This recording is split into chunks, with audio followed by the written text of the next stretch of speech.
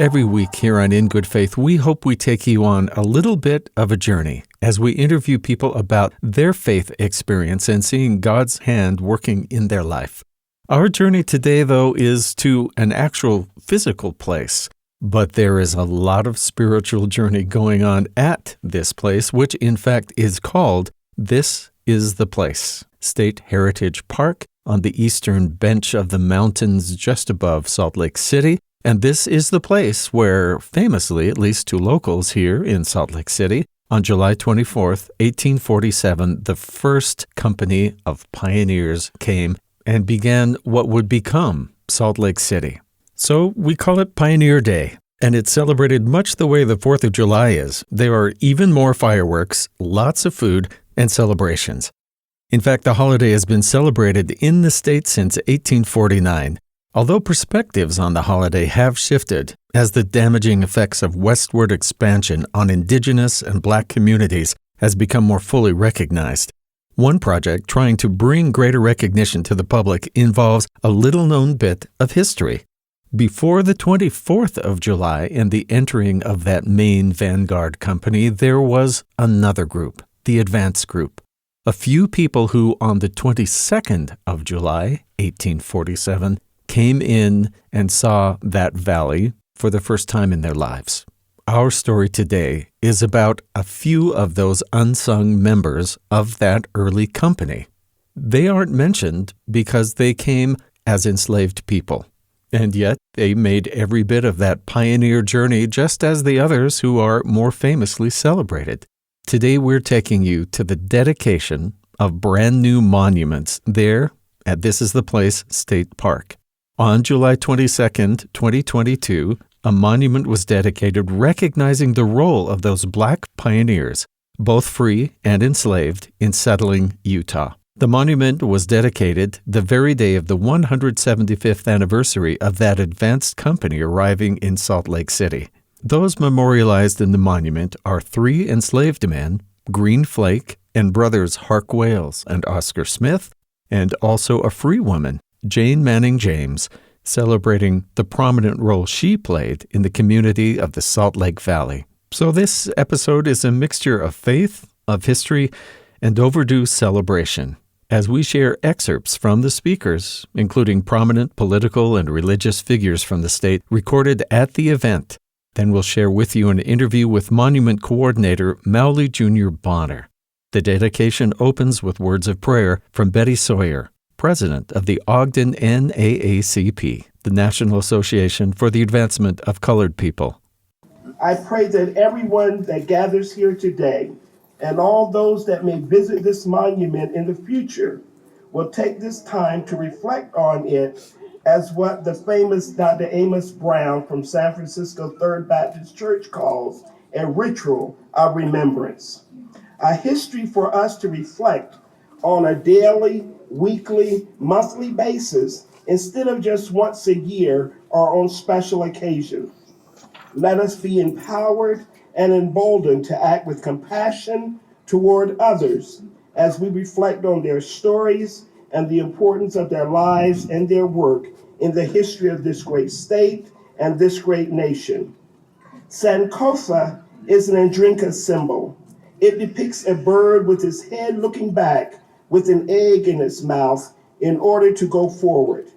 This symbolizes that one cannot be pregnant with possibilities for the future unless they first know their history, their past, where they've come from. In the spirit of Sankofa, let us learn, embrace, and share the story of these great pioneers as guideposts to our forward progress. In the name of all that is just, holy, and righteous, the only wise God, our Savior, Jesus the Christ, amen and ashe. Amen. That was Betty Sawyer, president of the Ogden, Utah NAACP. Following the invocation, descendants of Green Flake gathered to unveil the monument, which consists of 3 statues depicting Green Flake, Jane Manning James, and brothers Hark Wales and Oscar Smith. Behind each statue stands a slab of stone with text sharing the story and legacy of each person recognized. With those monuments finally in view, Mauli Jr. Bonner, who left his prepared statements behind, shared words about the importance of monuments like this in educating and changing our communities. Turning pages like I'm reading, that's the funny part. Oh my gosh. Why do we look to the past? Why do we build these monuments? To remember them? Yes, to remember the people that came before us. This monument tells part of that story. Those 3 10-foot tall slabs are so that we never forget the 10 years of enslavement here between 1852 and 1862. Yes. It's a hard part of our history, but we have to remember it. We have to learn it and never forget it. And then what do we do with that knowledge? We teach our children. We allow them to come up in a world where they're not going to be blindsided by history. They'll be able to be taught it at a young age, and so that we can truly be the inclusive community that we want to be. To those who do have a hard time finding people that look like them in community leadership, in pictures, in art, in monuments, you still belong. You belong here. You belong here. How you live your life and the legacy you live is their legacy. You are their living legacy. Be who you want to see. Be who you want to see. We all have that opportunity. We have a journey from where we came from. But if we don't know where we came from, how in the world will we know how far we've come? That was Mauli Bonner. Next, we heard from Utah Governor Spencer J. Cox, who shared what these monuments mean to him. When I was a kid, I was growing up, I got into some trouble, and I was really struggling. I discovered some of our pioneers. We had some stories my parents told me about our pioneers, and that changed my mindset. I realized that they did hard things, and that I was somebody, that I came from somewhere, from some people that did some really important things in this state, and that changed my whole outlook. And I want that for everyone. This is the beloved community that Martin Luther King Jr. spoke about. This is it. This is the beloved community. This is what we're trying to achieve as a state. And it is going to take all of us. Ladies and gentlemen, race is hard to talk about. Look, we have to acknowledge, we have to know, we have to learn the truth, the facts. We have to understand what happened. One, so it never happens again. But 2, as my dear friend just told us, so we can see how far we've come. And we have to acknowledge that we have come so very far, and we should celebrate how far we've come. We should celebrate that today. And yet, make no mistake that we still have a journey to go. That was Utah Governor Spencer Cox. The Bonner family then sang the song Child of God, an original composition by Mauli Bonner.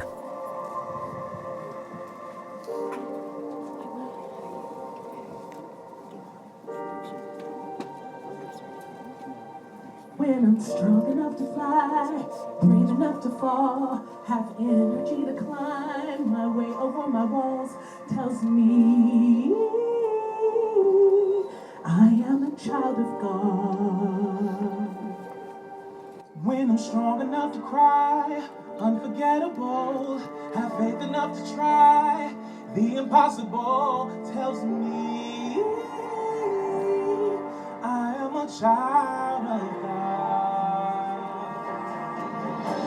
And I can feel the Spirit burning within me, lighting the way. Every time that I say,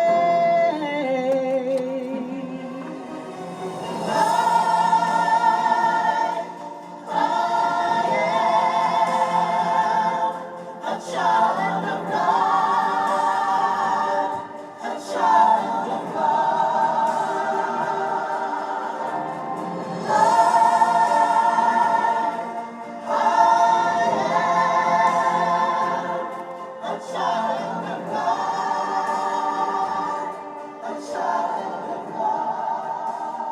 To finish the ceremony, President M. Russell Ballard, a senior leader of the LDS Church, closed the meeting with a dedicatory prayer. After the ceremony, the attendees were able to approach the statues, take pictures, celebrate together, and even sing. During this time, I was able to speak to Darius Gray, a founder and president of the Genesis Group, an organization for Black Latter-day Saints. Gray is a prominent writer, speaker, and historian for decades in the area. Darius Gray joined the church in 1964. Utah is home. I love it. I look at the hills here. This ground, these plants, this air, I'm invested in it. So I've been here a long while. Had you ever pictured such a monument or hoped for something like that? Never. Hearing the song behind us, Amen, Amen. And that's the sense I have. Amen, what a day. What has God wrought? It was mentioned several times today of looking back to see how far we've come. Yes. So that we also know which way we need to go. Yes. Do you feel positive changes in the last 10 years? In all honesty, it had been getting well and better for all of us, and then there was a downturn. And that downturn has been real and painful for a number of people on different sides and stripes. Based on what I hear and have seen today, knowing the commitment by our governor and by leaders in the Church of Jesus Christ of Latter-day Saints, and knowing most of all, God is in charge, it will get better. What do you hope that people feel, whether they're black or any other race, when they come here and they see these monuments to these Black Utah pioneers? The brotherhood and the sisterhood of mankind. We walked the same trails together. There wasn't a black path and a white path, and there was one path. And at times it was beautiful to see, and other times painful to walk. But in our future, as we move through this life and into the future, we are on one path because we are one family. A special thanks to Darius Gray, a founding member of the Genesis Group, for sharing his time and his inspiring words. A week after the dedication of the monument, we were lucky to speak with Mauli Bonner over Zoom about his role in coordinating the monument and the project that inspired the whole thing. Mauli is a sought-after vocal director in the music industry. He writes for and coaches some of the biggest names in pop music, including Ariana Grande, Camila Cabello, Stevie Wonder, and others. He recently focused his talents on cinema as the writer and director of the award-winning film His Name is Green Flake, which follows the lives of free and enslaved Black pioneers in the early Church of Jesus Christ of Latter-day Saints. Mauli used proceeds from this film to support and help organize the Monument Dedication Project. He and his wife Chantel run the nonprofit Lift Up Voices, an organization dedicated to providing musical experiences to underprivileged youth, and recently authored with his wife Chantel the children's book, A Child of God. Mauli says this is just the beginning of him telling diverse stories through the arts. Right after I finished making the film and threw it into film festivals, and it did phenomenal. It did so great. It exceeded expectation. Best film in London, in LA, in Rome, Istanbul, incredible. And I just thought to myself, because I'm from LA, let's take pictures by the monuments. Because I know, Utah, they love their monuments. Let's just do a selfie next to all the pictures. And so as I'm looking up and trying to find somewhere to do that, that's when I realized there's no sculptures of these men and women. And I just assumed there were because of their contribution to that pioneer trek. And so that's when everything changed to the proceeds going to the monument. And in your question, you asked, were you not sure that it was going to happen? I got to tell you, I didn't question it. Mm-hmm. I just knew it was going to happen. The how, I didn't know, but I did know that it was going to happen. We were going to dedicate it on the 175th anniversary. Yeah, that timing, that was incredible. That was perfect. And a very meaningful moment for me was when the descendants of Green Flake went up to actually unveil the statues and the granite with their history, the granite slabs behind them. It was the actual descendants getting to do that. Absolutely. That was so special. I mean, there was descendants that hadn't been together in 30, 40 years. Mm. And then many of them are local. and have been a part of Utah for generations. And so to see them together and get to recognize their family in this way, the way they should be recognized, was just overwhelming for me. Well, I want to go back just a little bit because some people are listening and going, well, this sounds really interesting, but who is Mauli Bonner and who is Green Flake? So we've introduced you as being a vocal director, a songwriter. You work with lots of big-name artists. What do you do when you work with those folks? Well, it's different for each artist. It's either I'm writing music for them, I'm teaching them how to sing, or I'm teaching them how to perform. Mm-hmm. So for each artist, it could be different. For Gladys Knight, it was writing for her gospel album. Right now, I'm writing for Stevie Wonder. And other artists, Camila Cabello, Ariana Grande, it was preparing them for their live shows. So I'll determine what the order of the set should be and how to go about singing it. So it depends on the artist.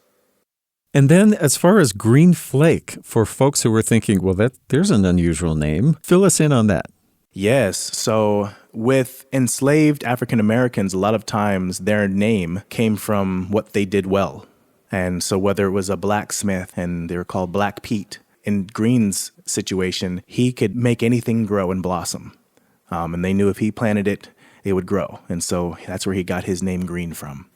And where did you first hear about him and decide this is a story I need to tell in a movie, which is not what you usually do? Not at all. I mean, I had never even thought, dreamed, or considered making a film. And it wasn't until the B1 celebration that the Church of Jesus Christ of Latter-day Saints put on, and it was commemorating the priesthood ban being lifted, or the priesthood being given to all men, right? It was the 40th anniversary. And at that presentation, they talked about Elijah Abel, who I'd heard about, Jane Manning James, who I knew something of. And then it was Green Flake and other free and enslaved Black pioneers that I hadn't heard of. And I just was, me being a Black member of the church, I was like, I need to know these things to be able to answer some of the tough questions that come my way. So I just dove in and met with historians, and reading quickly turned into writing. And in that next month, I had 200 pages and 10 songs. And that's when I realized, oh my gosh, I think this is a movie.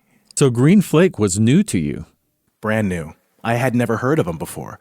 There was a line from one of the characters that you've mentioned, Brother Elijah Abel, and help me get this quote right. You may not like my history, but you must respect it, or you must know it. What's the correct line? So the line was, they don't have to like my history, but they should at least know about it. I can imagine that was a sentiment for many Black pioneers, Black Americans, anybody who's come up in situations coming out of oppression. And, these stories, thankfully, are stories that all of us are enjoying discovering.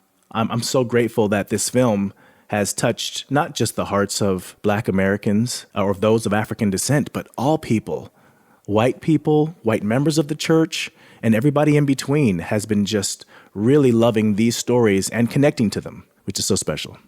Was there some particular thing that made you focus, out of all of those people, on Green Flake? Well, it wasn't Green Flake who I was focused on initially. It was Elijah Abel, because there's just so much about him. And to me, his story, him being an early priesthood holder, Elijah Abel received the priesthood in 1836. Most people, like myself, thought, well, Black people couldn't have the priesthood until 1978. So who is this Elijah Abel? And now, what does that mean?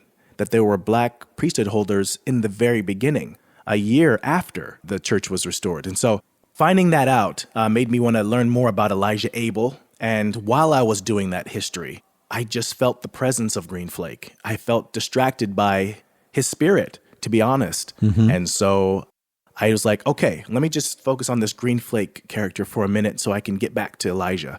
And then it just turned into a whole nother world. And it was just, this was the whole purpose, Green Flake. And I learned that he did drive that first wagon. I didn't know it at the time. And so it was just a beautiful unveiling for me. Yeah, we hear about the Saints entering the Salt Lake Valley as part of their Western trek on July 24th, but there are people who don't know about that advanced company on July 22nd, and the ones who do haven't known that there was an African-American man with them. Yeah, it's something that most don't know unless you're someone who likes digging into the particulars of our history, of the church history. And on that advanced team, led by Orson Pratt of the 12 Apostles, was 3 enslaved Black pioneers. So it was Green Flake, Hark Lay, and Oscar Crosby. And they eventually, after they were emancipated, changed their names to Oscar Smith and Hark Wales. But Green, Hark, and Oscar were a part of that advanced team. All three of them enslaved. Green Flake was 19. So when you think of missionaries that are riding around on bikes, and some people may have young missionaries themselves who are out there, you can think of Green Flake as he drove that first wagon through Emigration Canyon for that pioneer trek. So those monuments are standing there really kind of at the entrance to the park. I mean, they're definitely something you'll see as you enter. This is the place, State Park. What do you hope will be accomplished, or that God can accomplish, through having those monuments there and preserving the story of these people? Well, one, when we were looking for the location, we drove all around the park. We saw that was the best spot in the whole park. And we unanimously thought, this is it. This is the right place, as Brigham Young would have said. This is the right place. This is where they need to be. When we come into that park, we want it to be available to everyone. We wanted it to be free. So if someone can't afford to go through the park, they can at least come and see this monument and learn this history right in the entrance. And why is that important? Well, I think us as human beings, we learn first by what we see. Yeah. Visual representation, that's how we learn. And I hope that this begins to create more, and that there can be a more diversity in what we see out there, because, we shouldn't have to explain to our children that even though you don't see them, yes, they were here. Yeah. No, we need to see them, and that be a part of the truth we tell. You told, if you're comfortable sharing it, a very touching story about actually feeling like you had the need to convince your children or teach them that there were such thing as black angels. And as a parent, that was quite moving to me. I wonder if you could tell me about that experience. We were walking through the foyer of our church, and he's looking at the pictures, and he loves Granddad, who is no longer with us. And based on the picture, Granddad's not in heaven. There are no black or brown angels. And I have to tell him that's not true. Angels come in all colors, all shapes, all cultures. I was doing everything I could not to break down in tears in front of him, so that he didn't feel the weight of what he was asking, that there were no brown angels, no brown or black angels. It wasn't even a question. Because look, Dad, see, there are none. Granddad's not in heaven. I shouldn't have to try to convince my son and tell him that picture, don't believe it. That can't be what we're trying to teach our children, to not believe what they're looking at, I realize that representation for all children are so important. And it's not just for those who are the minority. We want those who are in the majority, their children, to also know that there's angels of all colors, that there's people of all sizes and cultures all over, So I know that it was a hard conversation to have, but an important one that really started me on my journey. Yeah, of all places to feel like, do I belong? Certainly with God. Yeah. Has to be. I'm really glad you shared that. Thank you. The title of the film, his name is Green Flake. As we were talking about this and wanting to invite you, it occurred to us that some of the recent movements, as far as representation and awareness of treatment and systemic situations for minorities in the U.S., there's a whole movement called Say Her Name, for instance, with Breonna Taylor, or recently with George Floyd and Ahmaud Arbery. Is there some connection there with saying his name is Green Flake and that say their name idea? I think that's a beautiful thing that you picked up on, because absolutely, I've never been asked that, but that's absolutely why we said his name is Green Flake, because we don't want it to just be an idea of Black pioneers. We need to say their names and learn their names and know that they were here and know what they endured. And they were real people. They were dads and fathers and brothers and sisters and cousins. And without a name, I think it's easier to be removed from them. And so you're absolutely right. His name is Green Flake is to remind us to know who they are by name. Yeah, what a beautiful idea. Mauli, you're a man of faith, and you come from a family of your parents who have been previous guests a year or two ago on In Good Faith, shared their story, which I'll recommend to people, and in our show notes I'll put what episode number that is. But people don't just inherit that. You can inherit a tradition of belief, but to actually latch onto it and claim it as your own. Can you tell me about that process for you of actually coming to say, I do believe there's a God and here's why? Oh, wow. How do I answer that question short? Oh my goodness. You could take your time. Well, for me, okay, so I grew up in a home where my parents, Christ was the center of everything. It was the gospel of Jesus Christ. And when I say that, I don't mean the Church of Jesus Christ, Latter-day Saints. I mean the gospel that Christ lived and died for, which is also a part of the church. But that gospel was so heavily rooted in our everyday life, how we talked, how we loved each other, things we discussed, and it wasn't just a specific religion. We would go to the Baptist church and sing in the choir, and then we would come to our ward and sing at church, and then we would go be in a Baptist choir that my mom was doing in the community. And then, so it was just, the culture of Jesus Christ was a strong part of us. And I did lean on my parents heavily growing up because they were such faithful people, faithful disciples of Christ. But as I became an adult, I'll tell a quick story. I was at the ocean. It was my first time vacationing. I was running into the ocean and getting toppled by the waves, just crushed. But I was loving it, just laughing and just getting slaughtered and you look back and everybody has their phones up, videoing this man getting thrown all over the place and laughing like a crazy person. But that was me. And then I did this every day. And then one day, the last day, the waves were different.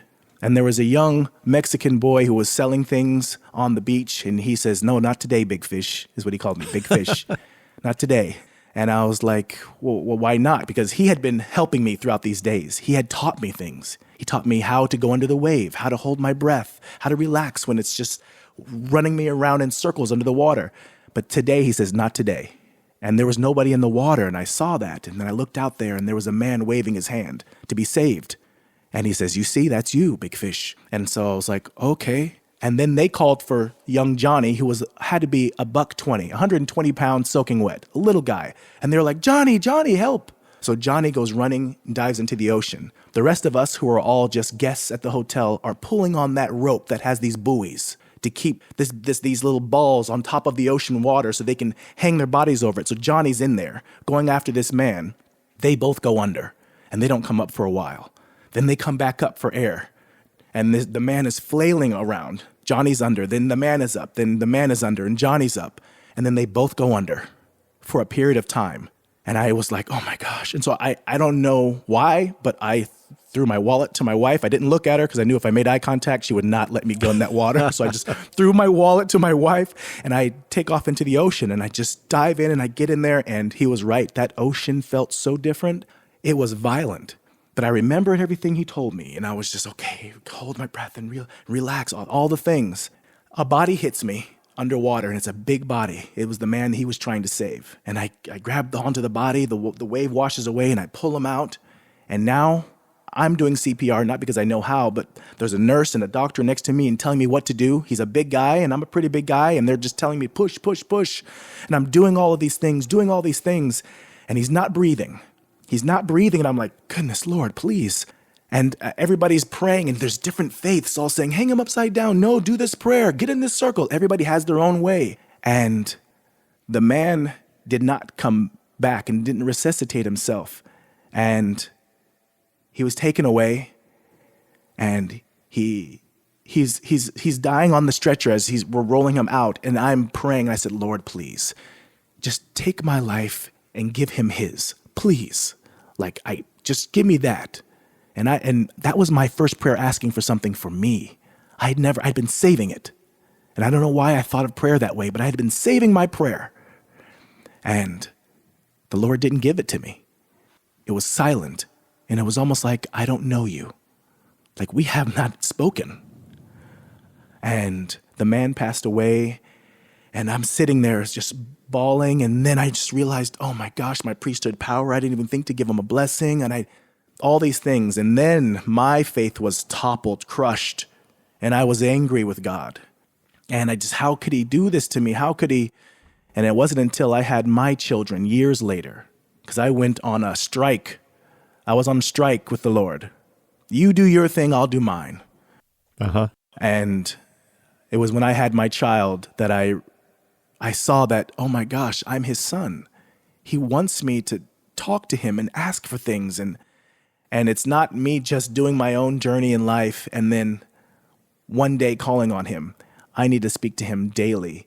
And So it was my first child that changed that relationship, and I grew a very personal relationship with my Father in heaven. I'm sorry to give you that long story. No, it's quite a dramatic. I mean, I see why that sticks in your mind. Yeah, but that's what got me started. That's where my faith began. Mauli, at the dedication of these monuments, you said a few words, and obviously this was a very moving thing for you. There's this whole idea of reconciliation that I want to ask about, if you're comfortable, because there are past policies or ways of doing things that, there's no other word for it, have been hurtful. Yeah. And so to move ahead, you seem to have found a way to connect and to be moving ahead in building bridges, in building relationships, and in doing some healing between communities, even creating an opportunity for some of these communities to meet together at an event like this. What do you think about that? How does that work for you? Yeah, I know that it's difficult to talk about race, period, especially now that we've been talking about it so poignantly for the last few years. It's heavy and it's emotionally taxing. The way I go about it is I try to take care of the person on the other side of the conversation. So whether that's a white person or a black person, it doesn't matter. But are they okay as we're having this sensitive conversation? And I find that if I can make sure that I care about what they're emotionally going through, whether it's just the weight of the history that they feel so sad about or the weight of a history that's attached to their family, if we are just empathetic of what our brothers and sisters are feeling, then I find that is reciprocated. I've always felt taken care of as I'm being vulnerable, talking about my family history and within the church, the history in the church, so long as I care about the person on the other side of the conversation. I find that we all want the same thing. Like, we're not looking to be divided. We want to be together. We just don't know how to do that without being so hurt through it. And so I believe that there will be more conversations about how to move forward when it comes to race and racism and our past. And we're not trying to move past it, but just move forward together. Because the beauty of it all is that none of us were there. None of us, not one of us, were there when these hard things were happening, these terrible things. But we are here now. We are all here now and have an opportunity to move it forward in the right way. And so I hope that we can be empowered by who we are and where we are today and not crippled by the past that we're not talking about. I was really happy when I heard about these monuments because I thought, well, okay, I have one part of my family where folks did come in handcarts. And I thought, well, I'm glad now that another group of people have their pioneers to celebrate. But when I got there, what I actually felt and was most moving to me was I felt like I was able, through what you had presented, to adopt these people as my own pioneers too, because they're part of this tradition that I'm part of. So really, I want to thank you for that, because that was an unexpected feeling for me, but I was very happy to have it. I am so happy to hear that. Like, that, for me, is the dream, that we can share in this history together and draw strength from each other's pasts. You know, no matter if somebody looks or sounds like you, they're still our brother or sister. And I think I mentioned in my speech, you know, when we look at the scriptures and some of the folks that those who are religious people talk about every week, different prophets, apostles, and Christ. Odds are most of us look nothing like them, don't speak their language, but we draw so much strength from them. So much so that we talk about them every week. No matter how difficult those stories are, we continue talking about them and drawing from them. And I hope that Green Flake and Oscar and Hark and Jane can be added to the names that we look to as we're building our faith. I would say one of the most unifying moments was when your family all stood up and sang Child of God. That was the beginning of that feeling for me of these are my pioneers too, but also that I was among people that I on a daily basis don't always rub shoulders with, and was so happy I got to. Can you talk to me, because you do so much with music, about how do music and faith connect for you? What part of your belief and your faith in God is tied to music? Yeah, it's hard to explain, because I think for a lot of us, a song can take us somewhere or can console us when we're in a certain space, you know, whether it's heartbreak or a loss of life or finding faith, losing faith. I find that music and melodies connect with our spirit in a way that words alone can't. What you felt was more than words. There was a spirit that lived in that melody.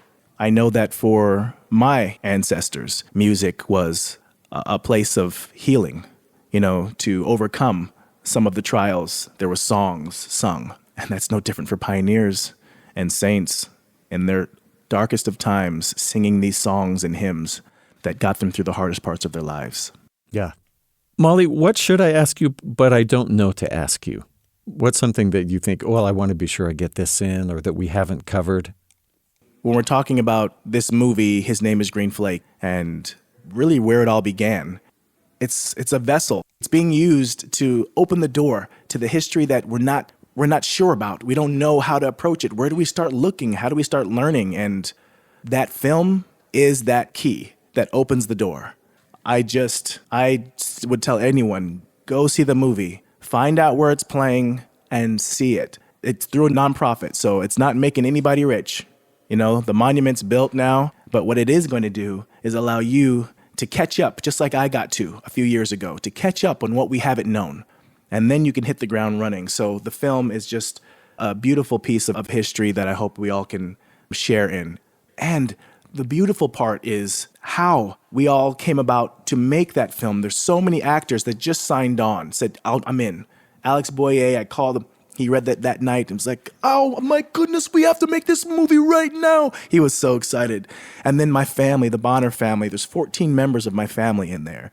There's 2 members from Gentry, and these are local artists and influencers in the area. Dallin Bayless, David Osmond, Aaliyah Rose. There's just a huge list of people that just wanted to make sure that they helped tell this untold story.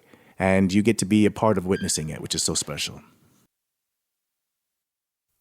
How do you know when you get an assignment from God? Like write a song, like make a film, like build a monument? Yeah. Is it just suddenly something you feel compelled to do, or how does that work for you? It's evolved, because what started as an impression grew as I was obedient to those impressions, grew to words. Words grew to melodies, and directing me to people. It just evolved in how the Lord would speak to me, and my understanding of that voice got stronger and more clear the more obedient I was. If we just act on the impressions that we know are good, then the rest will reveal itself. We don't have to see the full outcome. I didn't know that we were going to be unveiling a monument 4 years later after I started writing the first words, but I knew I had to write it. And so I hope that helps answer your question. Me and my long answers, goodness. Mauli Bonner, thank you so much for speaking with me today in good faith. Absolutely. My pleasure. Is there a website or a place people can get information about the movie His Name is Green Flake? Yes. So for those who are thinking, okay, I need to go see this film, if you go to greenflakemovie.com, we'll make sure we direct you where you need to go. So whether it's in the theaters at the time you hear this, or whether it's going to be streaming, you'll have that information at greenflakemovie.com. Goodness, this is just the beginning. That's the beautiful part. This is just the beginning of telling more stories. We hope you enjoyed this episode and hope it prompts you to consider the value of hearing from all the members of our communities and helping each of us to be seen. Mauli Bonner's efforts are an inspiring step towards recognition and education, but for many other groups, initiatives like this are just the first step toward sharing their voice with the world. Our episode was produced, engineered, and edited by Peter Ellison. We'd like to thank Mauli Bonner for sharing his journey, his passion, and his faith with us, as well as Darius Gray and all the speakers at the monument dedication, including Betty Sawyer, Governor Spencer Cox, the Bonner family, and President M. Russell Ballard.